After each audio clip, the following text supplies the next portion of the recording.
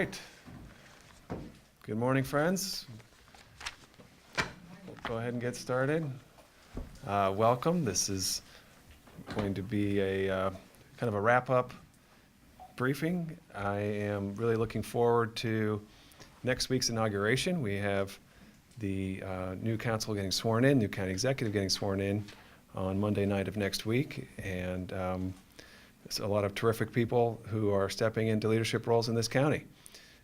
Tomorrow we will say farewell at the council to 4 long-serving, remarkable council members. In no particular order: George Leventhal, Roger Berliner, Mark Elrich, Nancy Florine.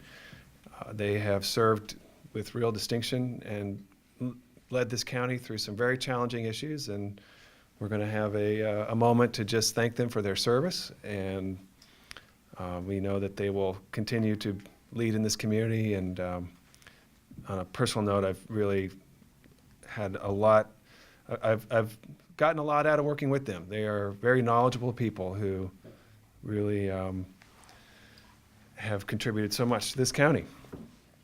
We are taking up the bike master plan, as you know, tomorrow. I've probably mentioned this 3 or 4 different weeks of my briefings, so I'm not sure there's much more to add there, but if you are interested in covering it, I'd be more than happy to help get you any information or provide you any comments there. I'm going to pass out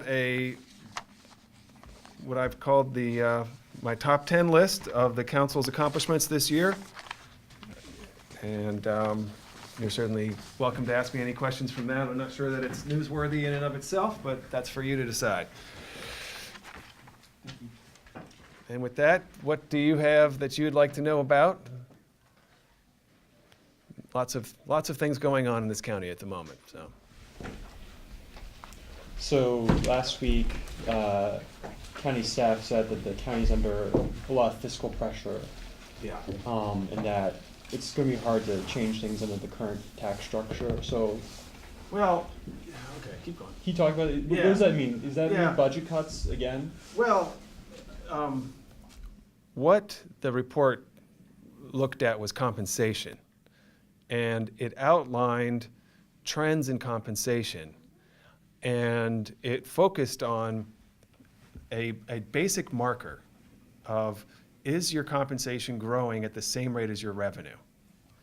And what the report showed was that, generally speaking, that has been the case over the last 5-6 years.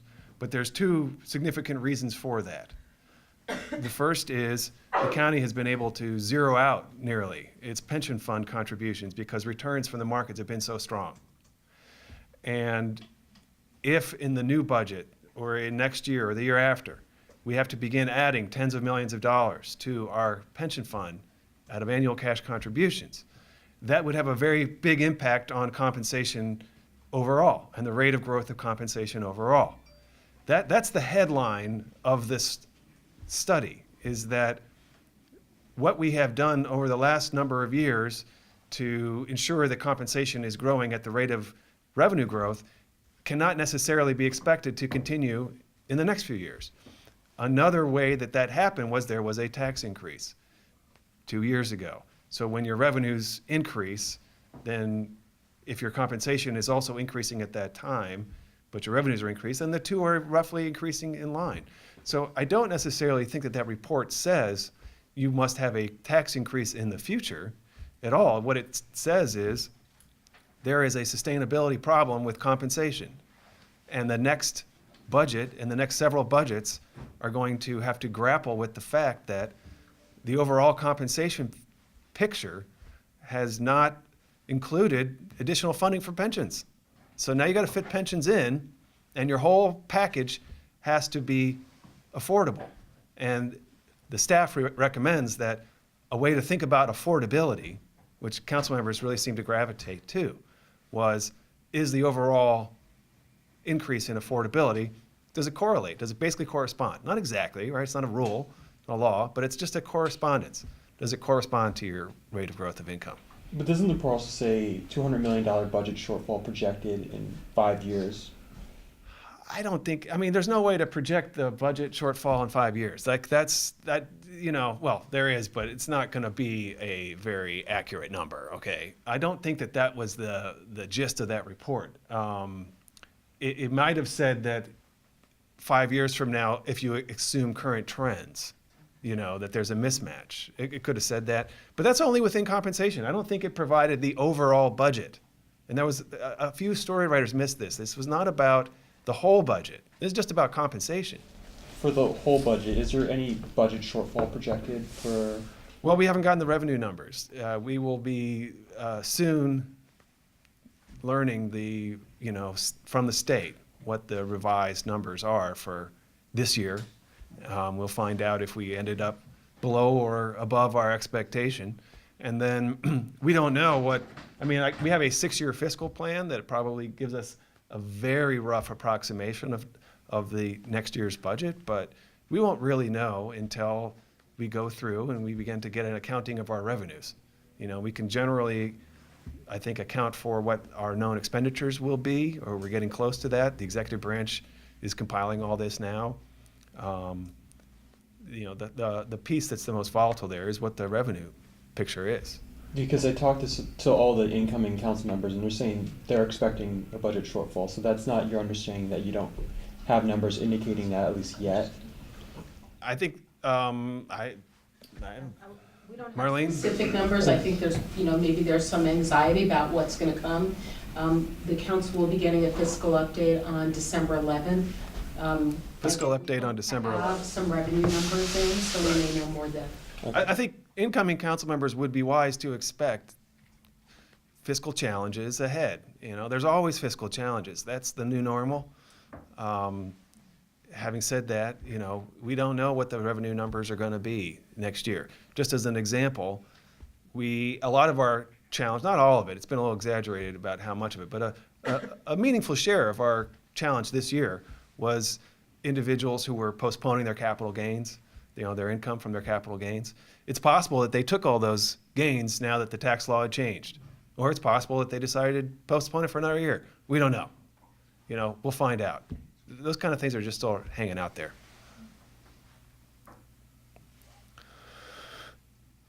Okay. Great. Thank you so much. Doug. Well, I wanted to ask you a little bit about your thoughts on what happened at Damascus High School and the recent arrests as adults for the 4 juveniles. Is there, granted, this is a police matter, it's a criminal justice matter, which isn't necessarily something the council weighs in on, but give you the opportunity to say something meaningful about the case and Sure. Thank you. Well, I have thought about it a lot, and it is a horrible situation, very unfortunate. If there's one thing I wanted to add to the discussion is, adults have a responsibility to create an environment where young people understand, what they're doing, why they're there, and how to treat other people with respect. And that is probably the most important job of a coach, is to support the positive development of the kids. And so to all the coaches in this county, if you're not creating a positive environment with your players, you're failing at your job. And you need to learn how to do that. And I think the county needs to do a better job. I'm sure the school system needs to do a better job working with coaches in athletic programs to help teach them. It's not like everyone's born knowing how to work with adolescents to create a very positive environment. That's really hard. And coaches could use some support to do that. But as a coach, you need to know what the culture is like in your athletic program and on your team, and you need to be in close touch with that issue. So I can't say that in this case that coach should have known. I don't know, but generally speaking, we rely upon coaches to create a positive environment for their kids. And when you have crises like these, that's a failure of the whole program, not just those individual students. One area where the council may have some control is the personnel matters, the personnel rules that involve something like this. I think there's a lot of anxiety in the community because there hasn't been an official statement on what happened to the adults who were involved. And a lot of that is because the personnel rules require that these things be kept under wraps. Is there room to say, yes, there is, we can say this person was fired, this person is back on the job, and this is why they're back on the job? Or they're on the job, but they're not dealing with kids. Well, those are MCPS personnel rules, if I understand your question correctly. I think we have similar challenges, with the county when there's a officer-involved shooting. Are we able to explain exactly what's going on in the personnel process? Sometimes no. Sometimes some of that information is withheld. It is challenging. I think we need to follow this along and ensure that we understand exactly what the responsibility of the adults was and ensure that there's accountability if there was any kind of failing.